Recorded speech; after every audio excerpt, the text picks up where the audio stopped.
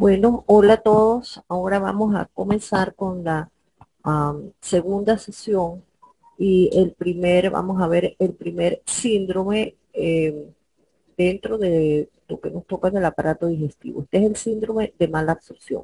Y aquí tienen ustedes el orden de lo que nosotros vamos a ver. Al comenzar cada sesión, ustedes van a tener al inicio una lista del orden del contenido de lo que nosotros vamos a revisar. Bueno, como les decía en la primera sesión introductoria, lo que ustedes van a tener son las quejas del paciente, de por qué va el paciente al médico. En este caso, en el síndrome de mala absorción, el paciente puede quejarse de diarrea, de esteatorrea, que vamos a ver qué significa, puede estar desnutrido, pérdida de peso, etcétera. Este es Reyes.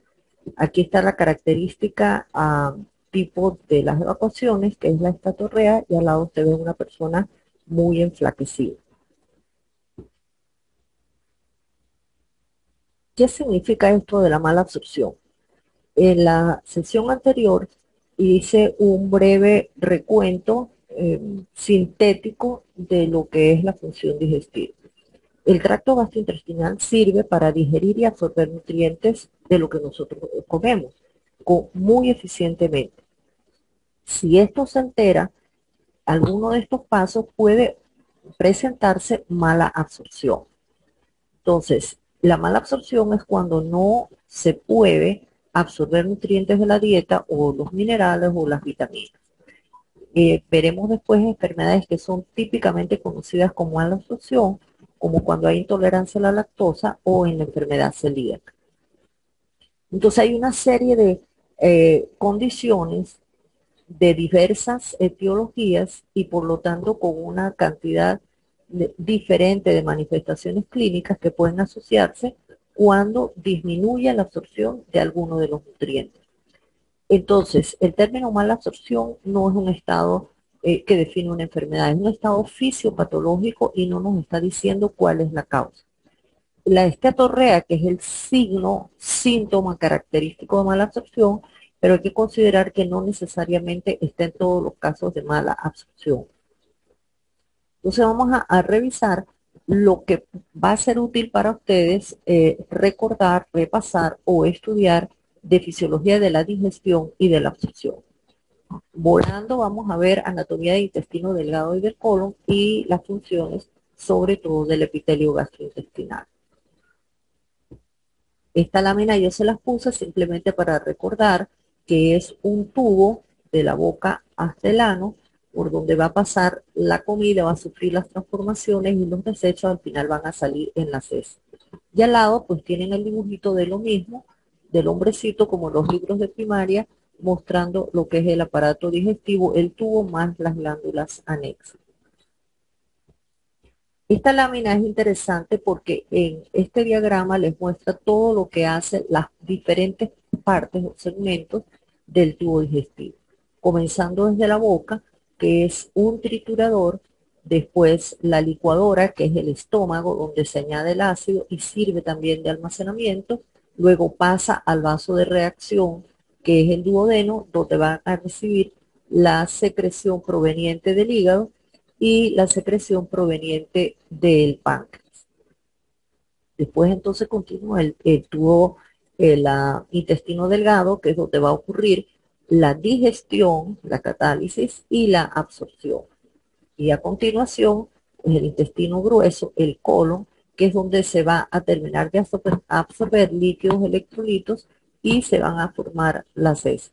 Finalmente, el control de salida de los desechos, que es el A.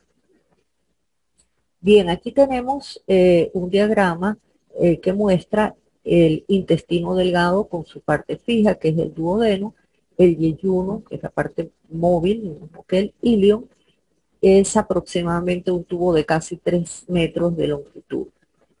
Este segmento es esencial, pues aquí es donde va a ocurrir la digestión y la absorción de los nutrientes. Y acá, entonces, para mostrar la importancia del intestino delgado que tiene, donde va a digerir y absorber los nutrientes, y que tiene un gran área funcional que eh, va a ir aumentando gracias a la existencia de los pliegues o las válvulas conniventes, las vellosidades y las microvellosidades. Y ahí tienen ustedes las veces que esto aumenta. Los pliegues circulares aumentan el área del tubo por 3, después las vellosidades lo aumentan por 10 y las microvellosidades lo aumentan por 20, lo que da un total de un gran aumento en el área de absorción de 1/3 de metro cuadrado a 200 metros cuadrados. Fíjense, les pongo que crece más de 600 veces. Eso indica la importancia de, de este segmento del tubo digestivo para permitir la absorción. El colon, ¿verdad? El intestino grueso, a diferencia del intestino delgado, recuerden, no hay vellosidades, pero aquí no hay digestión ni absorción de nutrientes que la hagamos nosotros. En el segmento ascendente y transverso, principalmente lo que ocurre es la absorción de líquidos y electrolitos, y en el resto del colon va a haber el almacenamiento y formación de las heces. Les vuelvo a poner esto de las funciones. Aunque el nombre es del aparato digestivo, fundamentalmente hace pensar en la digestión y absorción, son 4 funciones. La primera, motilidad, que está en todo el tubo digestivo. Sin motilidad no habría nada. Es lo que permite ir desplazando el segmento, desplazando el contenido a través de todo el largo del tubo. La segunda función, que es la secreción, es sobre todo en la parte superior. La tercera, la digestión en la parte superior y media. Y finalmente, la absorción en la parte media. Entonces, son 4 funciones interdependientes. Sin una no existe la otra. Bueno, llegamos al concepto de digestión. Vuelvo a insistir en esto. Es ese proceso de desensamblaje de esas grandes moléculas que nosotros ingerimos, que van a sufrir transformaciones, que en este ejemplo les pongo las proteínas, unas moléculas grandes, para terminar en aminoácidos libres, que son las moléculas pequeñas, diferentes, que son las que se van a poder asimilar.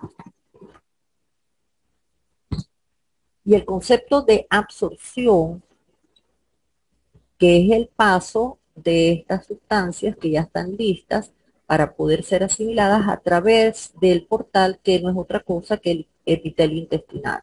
Pero entonces la absorción es el paso, el concepto de absorción es el paso desde la luz, es decir, desde el ambiente externo, para ir hasta la circulación. Todas estas moléculas ya para ser asimiladas.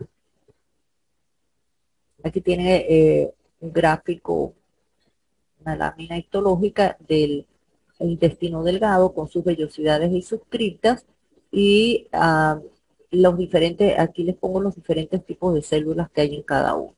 En la vellosidad para la digestión y absorción, los enterocitos y células caliciformes, y en las criptas donde va a ocurrir secreción de agua y electrolitos con los diferentes tipos de células.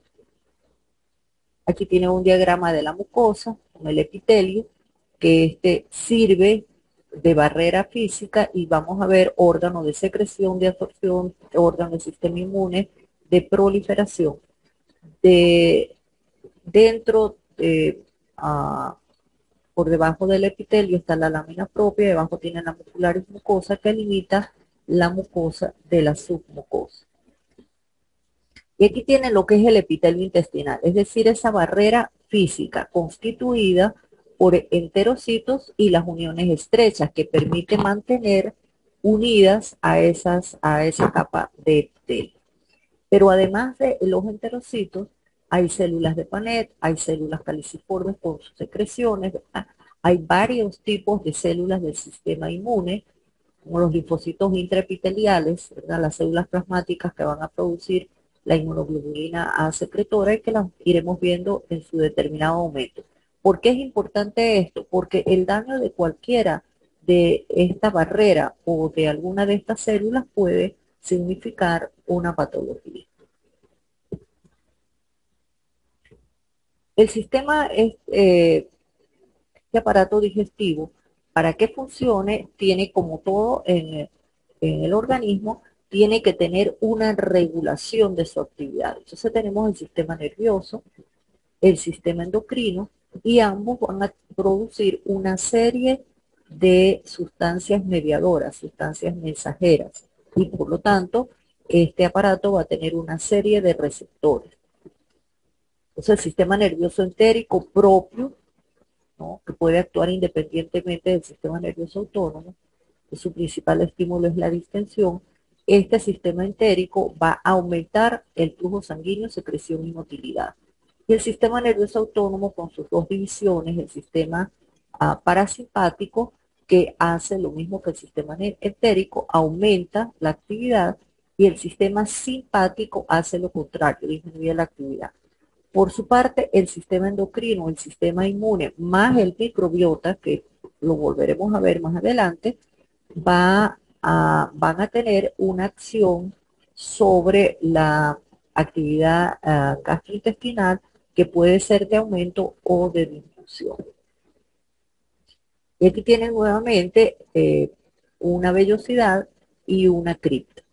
Y esto es para mostrarles que este es un órgano de proliferación y recambio, es decir, ese epitelio continuamente se está reemplazando, ¿sí? Entonces comienza por las células madre que están en la profundidad de las criptas. Esas van a proliferar, se van a diferenciar, van a madurar y se van a exfoliar, se van a descamar. Esto ocurre más o menos cada 2 o 3 días, este recambio del epitelio. Bueno, entonces vamos a ver que todo lo que nosotros comemos, los nutrientes, las vitaminas y minerales, se van a absorber por diferentes tipos de transporte. Esto va a determinar un movimiento neto de la sustancia que se va a mover según sea la sustancia, a favor o en contra de un gradiente. Bueno, si se afecta alguno de los puntos siguientes, que los vamos a repasar, puede aparecer mala absorción. Por eso lo vamos a ver. Entonces, digestión y absorción de los lípidos, circulación enterohepática de los ácidos biliares, digestión y absorción de carbohidratos, y la digestión y absorción de proteínas. Entonces vamos a ir viendo cada uno de estos y por qué nos interesa para efectos de los procesos fisiopatológicos. En los lípidos, para que se absorban las grasas, se requieren varios pasos previos. Tiene que haber acción de las sales biliares, acción de las enzimas y una mucosa que esté normal. Los lípidos, la mayoría de lo que nosotros consumimos son triglicéridos. Ellos necesitan ser emulsificados por los ácidos biliares, luego necesitan ser digeridos por las enzimas pancreáticas y colipasas a elementos que son lo que van a ser asimilables, ácidos grasos libres y monoglicéridos, que se tienen que absorber en el epitelio intestinal. En el duodeno, los lípidos son hidrolizados para formar micelas. Los lípidos que están hidrolizados forman micelas, ya lo vamos a ver, por acción de los ácidos biliares. Las micelas van a servir para transportar las grasas al epitelio intestinal. Y luego estas grasas van como kilomicrones por vía linfática intestinal. Cuando hay defectos en la cantidad, en el pool de ácidos biliares, o en las enzimas digestivas, o las vellosidades intestinales no están bien, esto va a llevar a esteatorrea, que era lo que les decía, es uno de los síntomas predominantes en los problemas de mala absorción.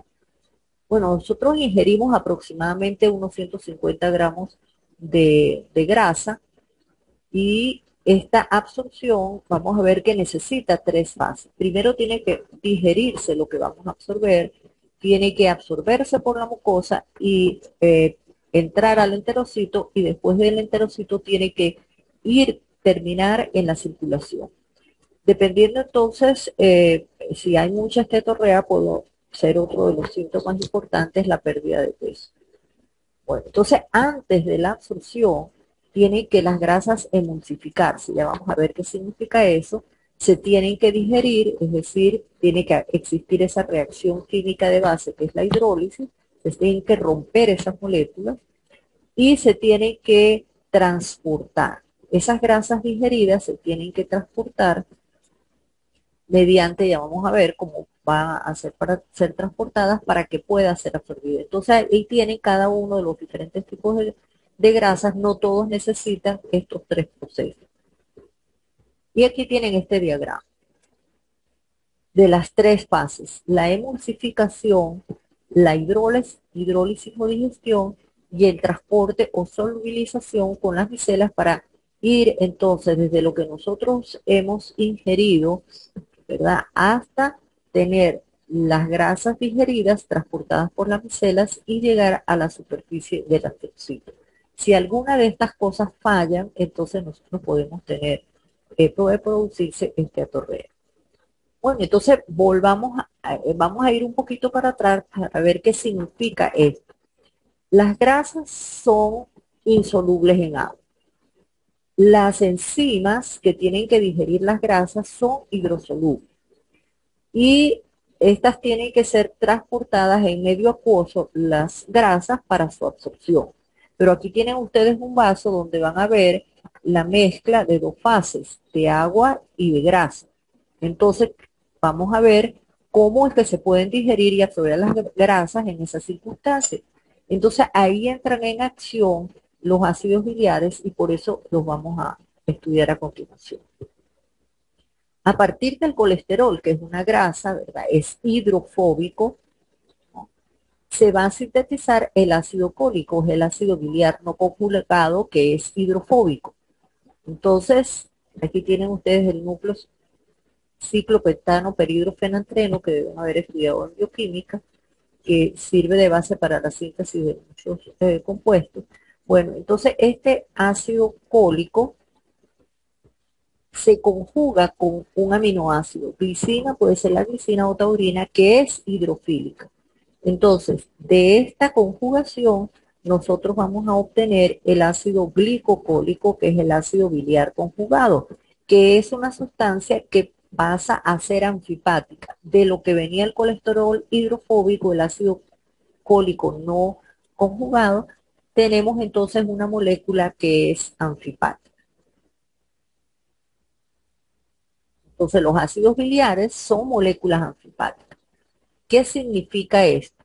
La molécula anfipática es una molécula que, como les acabo de mostrar, tiene en su estructura una parte soluble en agua, afín con el agua, y una parte no soluble con el agua, es decir, hidrofóbica, como tienen ustedes acá. Entonces, una molécula que tiene una región hidrofílica y una región hidrofóbica. Ahora, ¿para qué nos importa esto en la función digestiva? Entonces ahí entran estas sales biliares. Vamos a ver, gracias a las sales biliares, las grasas se van a emulsificar para su digestión y las grasas se van a solubilizar para su absorción. Es decir, van a poder ser transportadas en agua. Entonces las sales biliares no son otra cosa que los ácidos biliares conjugados con glicina o taurina y que van a formar sales con sodio o con potasio. Estas sales entonces son anfipáticas con ese polo hidrofílico y un polo hidrofóbico. Estas sales biliares van a formar micelas mixtas que van a permitir transportar las grasas en un medio acuoso hasta el epitelio intestinal para su absorción. Vamos un segundo antes a ver qué es un surfactante. Recuerden por allá las clases de física, de química de bachillerato. Es un agente activo de superficie. Estos compuestos surfactantes o batótonos lo que hacen es bajar la tensión superficial entre dos fases, de dos líquidos como lo que acabamos de ver, grasa y agua, que no se mezclan. Ellos pueden actuar como humectantes, emulsificadores y detergentes. Un detergente, ustedes lo han oído millones de veces en la televisión, en las propagandas de los jabones. Es una sustancia que tiene la propiedad de dispersar en agua finamente un sólido como la grasa o el sucio. Entonces, por eso dicen, corta la grasa y arranca el sucio. El emulsificador, ¿verdad?, es cuando en la mezcla de aceite y agua ustedes la agitan, se forma una dispersión de gotas del aceite en agua. Es decir, esa cantidad grande de grasa no mezclada a la que la agitan forma gotitas que quedan suspendidas en el agua, gotitas de aceite. Pero si se detiene la agitación, ¿qué es lo que va a ocurrir? Si ustedes dejan ese vaso que lo agitaron, lo dejan en reposo, las fases se vuelven a separar. Si ustedes añadan el emulsificador, lo que van a hacer es mantener esa dispersión estable. Entonces van a mantener la emulsión estable. Entonces, cuando un agente reductor de la tensión superficial se interpone entre la fase de aceite y agua, van a permitir estabilizar la emulsión. Entonces, aquí tienen el líquido en la emulsión, es un líquido que tiene en suspensión esas partículas chiquitas. Eso es en el ejemplo que tenemos de estas dos fases que no se mezclan, gotitas de aceite en el agua. Ahora, ¿qué pasa si ustedes, además de agitar el agua con el aceite, le añaden limón y vinagre, como cuando ustedes hacen una vinagreta para una ensalada? Aquí tienen ustedes la vinagreta y ustedes ven que estas dos fases se mantiene la emulsión, esas fases mezcladas, se mantiene la estable la emulsión. Bueno, entonces las sales biliares que son surfactantes, por eso que nos interesa, van a estar como detergentes en el intestino delgado. Disminuyen la tensión superficial de las grasas y hacen que éstas se mantengan, se emulsifiquen y además la emulsión se mantenga estable. De esta manera, estas grasas emulsificadas van a poder ser digeridas por acción de las lipasas. Entonces, ¿qué tienen en este diagrama? Una gota grande, un glóbulo de grasa rodeado de agua. Y vamos a ver entonces qué es lo que hacen las sales biliares, que van a ver acá que son estas pequeñas moléculas que están en color verde, que se van a pegar a los glóbulos de grasa, estas sustancias que ya dijimos que eran anfipáticas, emulsificadoras. Estas sustancias entonces cuando se agitan, y acuérdese que dentro de el intestino todo el tiempo, el intestino se va a estar moviendo, todo el tracto gastrointestinal, entonces con agitación, ¿qué es lo que va a ocurrir? Que ese glóbulo de grasa se va a romper en muchas gotitas de grasa. Esa grasa multiplicada tiene un tamaño de 1,5 a 1 micrón. Estas gotitas de grasa lo que están mostrando es una mayor área para la acción de las lipasas, para que puedan ser digeridas. ¿Sí? Es mucho más fácil para la lipasa actuar sobre una gotita de grasa pequeña que sobre el gran glóbulo de grasa, es decir, aumenta el área de acción para las lipasas. La segunda función importante de las sales biliares es la formación de micelas, que van a permitir la solubilización de las grasas, es decir, su transporte en un medio acuoso. ¿Qué es lo que es una micela? Bueno, no es otra cosa que un agregado de moléculas surfactantes que están dispersas en un líquido, como lo que ocurre con los jabones y los detergentes. La micela, en una solución acuosa, forma un agregado con unas cabezas hidrofílicas en contacto con el solvente, el agua, y metiendo las colas hidrofóbicas hacia el centro de la micela. Es lo que ustedes ven acá. Entonces están las cabezas hidrofílicas hacia afuera, hacia el solvente, el agua, y las colas hidrofóbicas hacia adentro. Existe una concentración micelar típica que es para cuando se alcanza esta concentración, los surfactantes inmediatamente, espontáneamente se arreglan formando micelas. Acá tienen entonces las moléculas de agua por fuera y acá están entonces el surfactante con su cabeza hidrofílica y su cola hidrofóbica.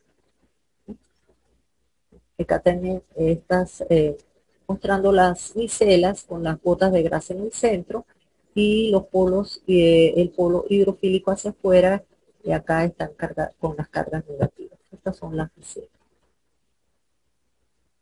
Entonces, nuevamente, las micelas de sales biliares mantienen los lípidos en solución y les permiten transportarlos para su absorción. Acá tienen entonces una micela en un corte transversal. Es una micela mixta, como van a ser las micelas de sales biliares con las grasas, con el exterior hidrofóbico, y aquí están las moléculas de ácidos biliares, los fosfolípidos, que van a estar con su polo hidrofílico hacia afuera. ¿Bien? Aquí están las moléculas que las rodean de agua. Y hacia adentro va a estar el interior hidrofóbico, que es donde estas micelas van a poder transportar las grasas. ¿Cuáles van a ser esas grasas? Los ácidos grasos de cadena larga, producto de la digestión de las grasas, el colesterol y vitaminas liposolubles. Es el tamaño tan pequeño de una micela comparado con lo que vimos la gotita de agua. Aquí son de 3 a 6 nanómetros. Entonces, una micela mixta son, lleva unas 20-40 moléculas de sales biliares y van a transportar todo lo que hemos dicho, las sales biliares mismas, los monoglicéridos, fosfolípidos, colesterol, ácidos grasos, vitaminas liposolubles. Aquí los tienen los grupos polares hacia afuera y los grupos apolares hacia adentro. Bien, aquí entonces para mostrar la solubilización o transporte. Aquí tienen los enterocitos, que es donde tienen que llegar las grasas digeridas, y acá en el ambiente externo, en la luz, están las micelas que están cargando los ácidos grasos, los monoglicéridos, es decir, las grasas digeridas o las vitaminas liposolubles que tienen que transportar. Entonces, estas micelas se van a mover en el agua, en este medio acuoso, y van a acercarse hacia la superficie de los enterocitos para que lo que llevan adentro puedan ser absorbidos. Entonces, ahí que llevan los monoglicéridos, los ácidos grasos de cadena larga, fosfolípidos, colesterol y las vitaminas liposolubles. Se acerca a la superficie, al borde apical de los enterocitos, por difusión van a entregar a las grasas, entonces sí van a pasar ácidos grasos, monoglicéridos, lisofosfolípidos dentro de los enterocitos. Una vez que la micela se vacía porque entrega las grasas, entonces van a estar listas para volver a cargarse y transportar más grasa. Una vez que han pasado esas grasas que las micelas han traído cerca a la superficie de absorción, dentro del enterocito van a sufrir unas transformaciones, se van a reesterificar. Después de que fueron digeridas y rota la unión éster, se van a reesterificar dentro del esterocito. Vamos a tener nuevamente fosfolípidos, triglicéridos, ésteres de colesterol, pero va a haber síntesis de beta lipoproteínas que van a cubrir esas grasas que se van a agrupar para obtener los kilomicrones. Estos kilomicrones que van a llevar entonces las grasas esterificadas dentro y van a estar cubiertos de proteínas, estos van a ir a vía linfática, ¿sí? Para que ya lleven las grasas para ser asimiladas y vayan a la circulación general posteriormente. Entonces las grasas, recuerden, van a la linfa. Aquí vamos a ver una comparación brevemente hemos hablado de ácidos grasos. Los ácidos grasos son los elementos asimilables después de la digestión de las grasas. Entonces hay distintos tipos de acuerdo al largo de su cadena. Pues vamos a ver los ácidos grasos de cadena larga, de más de 12 átomos de carbono, son los que nosotros ingerimos en la dieta como triglicéridos, se van a absorber en el intestino delgado, pero necesitan ser digeridos. No podemos, sí se puede, pero no totalmente, los triglicéridos no pueden ser absorbidos, necesitan, es muy importante que haya la hidrólisis por las enzimas pancreáticas. Necesitan las micelas para ser absorbidos y no deben perderse por las heces, sino muy poco. Los de cadena media de 8 a 12 átomos de carbono también los ingerimos como triglicéridos, pero una cantidad más pequeña. Se absorben en el intestino delgado, pero no necesitan de digestión, no necesitan de transporte en las micelas y no se deben perder en las heces. Mientras que, y se los adelanto porque lo vamos a ver después, los ácidos grasos de cadena corta son pequeños, estos no los ingerimos nosotros, esta es la gran diferencia. Esos se van a producir en nuestro organismo, pero no gracias a nuestras enzimas, sino gracias a la degradación de carbohidratos, principalmente que no se pueden absorber por acción de las bacterias. Entonces esto va a ocurrir en el colon por acción bacteriana. Se van a absorber en el colon y van a tener su acción allí, no necesitan digestión, no necesitan transporte con micela y van a estar presentes en las heces. Estos ácidos grasos entonces son el ácido acético, el ácido propiónico, el ácido butírico, y sirven de nutrientes para los colonocitos. Son muy importantes porque estimulan absorción de sodio y agua, y cuando se utilizan antibióticos pueden alterar el microbiota, que son los que los van a formar, y puede haber diarrea por disminución de los ácidos grasos de cadena corta. Estos ácidos grasos de cadena corta, ellos se pueden absorber, son hidrosolubles y se absorben por vía paracelular, van a la sangre portal, y a diferencia de los ácidos de cadena, ácidos grasos de cadena larga, van a ir directamente al hígado, mientras que los ácidos grasos de cadena larga van a ir a la língua. Lo dejamos por ahí porque después lo vamos a volver a ver. Y en este diagrama es para ver la absorción de las grasas, digestión y absorción normales, ¿sí? Entonces aquí tienen como acabamos de ver, las sales biliares se sintetizan en el hígado, las grasas se emulsifican, las grasas van a ser digeridas por la lipasa pancreática, las sales biliares que sintetizó el hígado las virtió a la bilis y llegaron al duodeno, van a formar micelas. Estas micelas van a transportar las grasas hasta el epitelio intestinal, hasta los enterocitos, los absorben y después van a salir como kilomicrones para ir a la línea. Los ácidos biliares, estos van a hacer entrar a la circulación enterohepática para ser reabsorbidos en su mayor parte. Esto que tienen ustedes acá, que es lo normal, todo esto puede alterarse y tener como resultado mala absorción. Así, por ejemplo, si hay problemas en la síntesis y secreción de la enfermedad, de las sales biliares, en enfermedad hepática, en ictericia colestásica, si hay problemas con la síntesis y la secreción de enzimas pancreáticas, también va a haber problemas de mala absorción, como en la enfermedad del intestino delgado, porque la glucosa esté lesionada, porque hay exceso de bacterias donde no debe haber, etcétera, porque hayan cortado un pedazo de intestino o porque una enfermedad haya inflamado la mucosa intestinal. Entonces, vamos a seguir repasando la fisiología de lo que puede afectarse y dar origen a mala absorción. Entonces, acabamos de ver la digestión y absorción de los lípidos. Ahora vamos a ver en particular la circulación enterohepática que tienen los ácidos biliares. Vamos a ver lo que ocurre en la esteatorrea. Vamos a ver después, como dijimos, la absorción de los carbohidratos y como ejemplo la mala, cuando funciona mal, la mala absorción de la lactosa y finalmente la absorción de las proteínas. Entonces vamos a ver ahora circulación enterohepática de los ácidos biliares. Los ácidos biliares son secretados por el hígado a la bilis y ya dijimos necesarios para digestión y absorción de las grasas. Si ocurre un problema en su circulación enterohepática, entonces puede haber un problema de digestión y de absorción de las grasas y por lo tanto de mala absorción.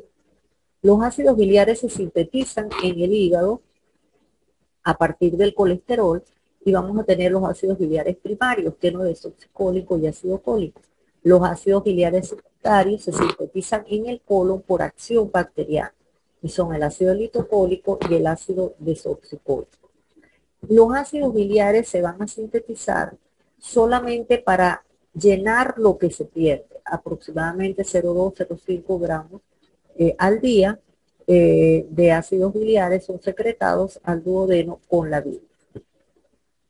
Estos ácidos biliares primarios se van a reabsorber en el hígado y este transporte es activo, depende del sodio. En el colon, estos ácidos biliares primarios van a ser desconjugados por las enzimas bacterianas y van a ser absorbidos. También estas enzimas bacterianas van a deshidroxilar a los ácidos y transformar esos ácidos biliares en ácidos biliares secundarios. Los ácidos biliares entonces regresan al hígado vía porta y van a ser resecretados por la bilis, y en eso consiste la circulación enterohepática, y ellos van a estar dando varias veces al día esta circulación. Y como les dije antes, la síntesis y la reabsorción es autorregulada por ellos mismos para mantener un pool constante. Entonces, ¿qué tienen en este diagrama? A partir del colesterol o de la dieta, los ácidos biliares se sintetizan 0,2 gramos por día. Una vez sintetizados, son vertidos, secretados a la bilis y van a llegar al duodeno. Y acá en el ilion distal se van a reabsorber y van a venir vía porta nuevamente al hígado para hacer volver nuevamente a estar dando, recirculando en esta circulación enterohepática, valga la redundancia. Lo que pasa para el colon es una pequeña cantidad, que es lo que se va a excretar, que es la misma cantidad que se sintetiza, como les dije antes.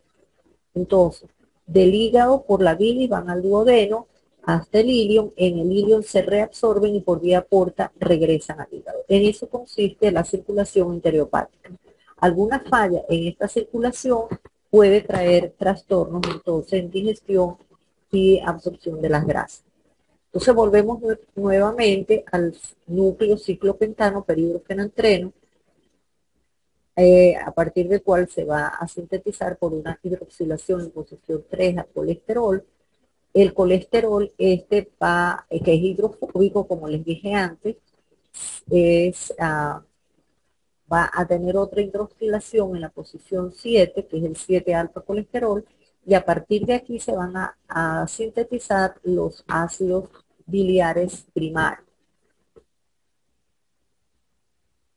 Los ácidos biliares primarios, como por ejemplo el ácido fólico, al conjugarse con glicina o taurina, van a dar el ácido glico o taurocólico, que es un ácido conjugado. Y se los pongo en dos colores para que recuerden que una parte es hidrofóbica y la otra parte es hidrofílica. Eso es el ácido biliar conjugado.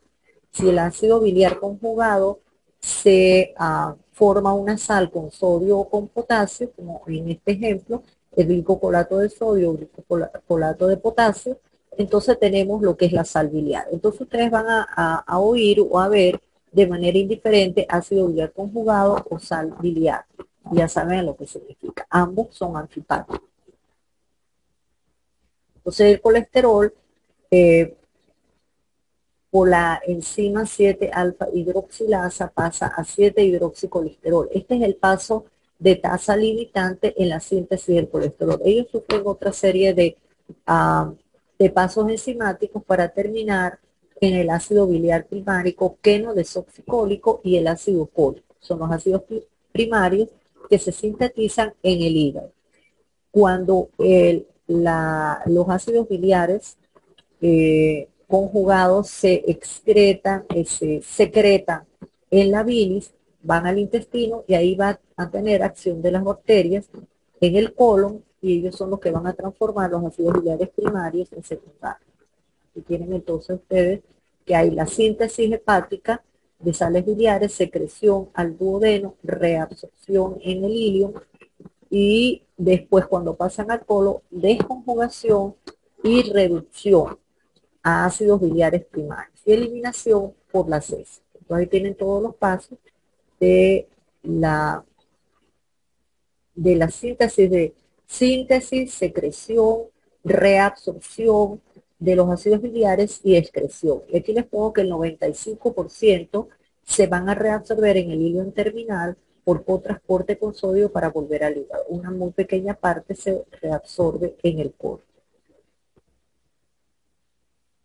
Esta desconjugación y reducción de los ácidos biliares por acción bacteriana, entonces vamos a tener los ácidos biliares secundarios, que son el desoxicólico y el hipocólico. Entonces, importante desde ahorita porque lo vamos a ver después, varias veces. Cuando disminuyen los ácidos biliares en la luz, se va a afectar la absorción de las grasas. ¿Por qué? Porque se va a afectar la emulsificación y se va a afectar la solubilificación, o el transporte con las micelas. Y esto va a causar una diarrea osmótica porque va a haber un aumento de las grasas que no se van a absorber. Y eso va a ser lo que el paciente va a decir: mire, las asas, mis heces están flotando, o sea, son voluminosas y están flotando. Disminución de la reabsorción ileal de los ácidos biliares va a significar que pasen más ácidos biliares al colon y los ácidos biliares en el colon tienen una acción estimuladora sobre la secreción biliar y esto va a llevar a una diarrea secretora. Entonces fíjense que alteraciones en la circulación enterohepática de los ácidos biliares, bien porque haya menos o bien porque se reabsorban menos, va a traer problemas de absorción y manifestaciones de síntomas y signos que serían diarrea, en diarrea osmótica y diarrea secretora. Aquí para mostrarles en el enterocito, en el ilium, cómo es que se reabsorben los ácidos biliares. Los ácidos biliares necesitan, los ácidos biliares conjugados, cargados, esos aniones, necesitan un transportador apical que depende del sol. Y de esa manera es como cotransportado, es como van a pasar los ácidos biliares al interior del enterocito. Dentro del enterocito tienen que salir por otro transportador de solutos orgánicos en la membrana laterobasal del enterocito y van a ir vía porta al hígado. Cuando llegan al hígado, el hígado debe recapturar esos ácidos biliares de la sangre y resecretarlos al canalículo. Aquí tienen un hepatocito, otro hepatocito y el canalículo. Y acá, en el lado de la sangre, van a tener los ácidos biliares conjugados que se van a cotransportar con sodio, utilizando este polipéptido cotransportador de sodio taurocolato, o pueden tener ácidos biliares no conjugados que van a ser intercambiados con aniones por una proteína transportadora de aniones orgánicos. Entonces, los ácidos biliares conjugados pueden ser resecretados al canalículo y los ácidos biliares no conjugados van a ser conjugados nuevamente en el hígado con aminoácidos y se transforman en ácidos biliares conjugados y van a ser secretados entonces al canalículo. Y aquí tienen entonces en este gráfico el resumen de esta circulación enterohepática de los ácidos biliares. A partir del colesterol se sintetizan los ácidos biliares primarios. Los ácidos biliares primarios presentes en la bilis van a emulsificar y solubilizar las grasas de la dieta. Los ácidos biliares al llegar al ilium van a ser reabsorbidos en su casi totalidad y estos ácidos biliares van a ejercer una acción de retroalimentación negativa para mantener la síntesis solamente para reemplazar lo que se pierde. Los ácidos biliares primarios en el colon van a ser transformados por las bacterias en ácidos biliares secundarios y se van a una pequeña parte se absorbe, como les dije antes, y una parte van a ser secretados. Nuevamente les pongo acá que el exceso de ácidos biliares en el colon tiene acción secretora y pueden producir diarrea. Los efectos en la circulación enterohepática es aquí en esta tabla tienen el resumen de lo que acabamos de ver, si hay alteraciones de síntesis, si hay alteraciones de la secreción biliar o de que se mantenga una cantidad adecuada de ácidos biliares conjugados en la luz o de problemas de reabsorción, como en estas enfermedades que les estoy poniendo acá, va a haber problemas. Si hay, por ejemplo, cirrosis, ahí va a haber una disminución de la función hepática, y no se van a sintetizar adecuadamente o no se van a secretar. Si hay una alteración en el canalículo, como la cirrosis biliar primaria, no se van a excretar bien. Si hay un sobrecrecimiento bacteriano, o sea, más bacterias en el intestino delgado, como ocurre en varias situaciones que veremos después, va a disminuir la cantidad de ácidos biliares conjugados. Y si la mucosa del ilium está anormal, pues va a haber problemas de la reabsorción, como ocurre en la enfermedad de Crohn, y va a haber menor cantidad disponible de ácidos biliares secundarios. Entonces vamos a ver ahora, a continuación, lo que ocurre, el síntoma y signo que es la esteatorrea por defecto de la digestión y la absorción. No debe haber más de 5 a 7% del contenido graso en las heces, y estas heces lo que el paciente nos va a decir es que son heces abundantes que flotan en el sanitario, que son de aspecto aceitoso y malolientes. Esto es característico de la mala absorción de las grasas y, como vamos a ver, es causado por uno o más defectos por problemas de la digestión o de la absorción de las grasas.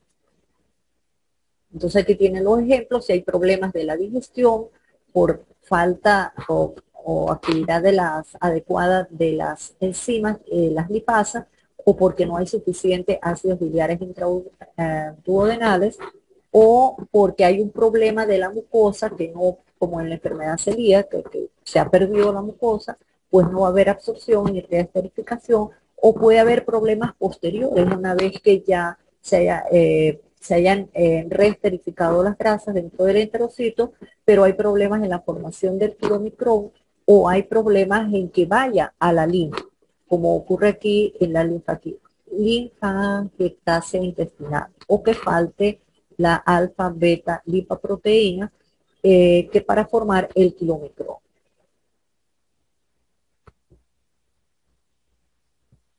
Puede haber también defectos en el ciclo como vemos, defectos en el ciclo de los ácidos biliares, y entonces tener mala absorción de las grasas esteatorreas y diarrea secretora también. De ahí les pregunto por qué. De ahora en adelante va a haber siempre algunas preguntitas que les va a ayudar a ustedes a revisar y a estudiar.